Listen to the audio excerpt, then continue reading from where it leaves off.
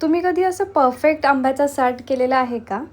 मी हा पहिल्यांदाच बनवला आणि याच्यामध्ये मला मिलियन्समध्ये व्ह्यूज गेलेत आणि खूप साऱ्या लोकांच्या कमेंट्स आल्या आहेत, की हा आंब्याचा साठ तुमचा परफेक्ट कसा झाला, त्याच्या रेसिपीज आम्हाला डिटेलमध्ये सांगा. मी त्या सगळ्यांना DM केले, त्या सगळ्यांनी ट्राय केले आणि आंब्याचा साठ एकदम परफेक्ट झाला त्यांचाही. तर याच्यासाठी जास्त काही करायचं नाही आहे. आंबे घ्यायचे आहेत. त्यानंतर ते स्वच्छतेने धुवून घ्यायचे आहेत. तुम्ही हापूस आंबेही घेऊ शकता किंवा रायवळ आंबेसुद्धा घेऊ शकता. त्यानंतर त्याचा रस काढून घ्यायचा आहे. एका मिक्सरच्या भांड्यामध्ये आपण तो रस घेणार आहोत आणि थोडीशी साखर. तुम्हाला जेवढं प्रमाणात आवडत असेल त्या प्रमाणात तुम्ही साखर वापरू शकता. मिक्सरला बारीक करून घ्यायचं आहे. त्यानंतर एका पॅनमध्ये आपण बारीक केलेला जो आंब्याचा साठा आहे तो आपण ओतून घेणार आहोत आणि थोडंसं मीठ टाकणार आहोत आणि मिश्रण छान असं एकजीव करून घ्यायचं आहे, जेणेकरून ते खाली लागणार नाही याची काळजी घ्यायची आहे. 5 ते 7 मिनटानंतर आपण एका टोपामध्ये काढून ते थंड होईल.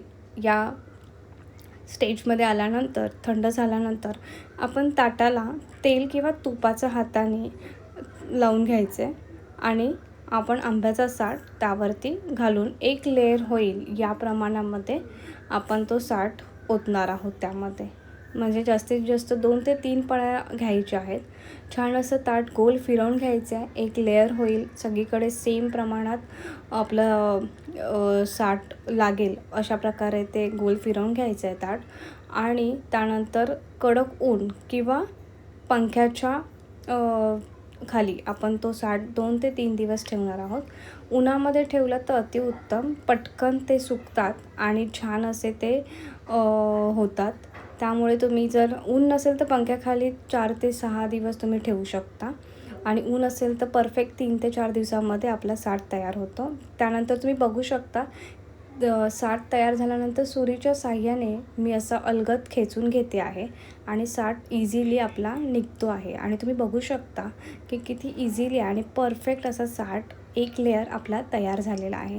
याची चवही बाहेरच्या जे मार्केटमध्ये साठ मिळतात त्यापेक्षाही अति सुंदर होतात.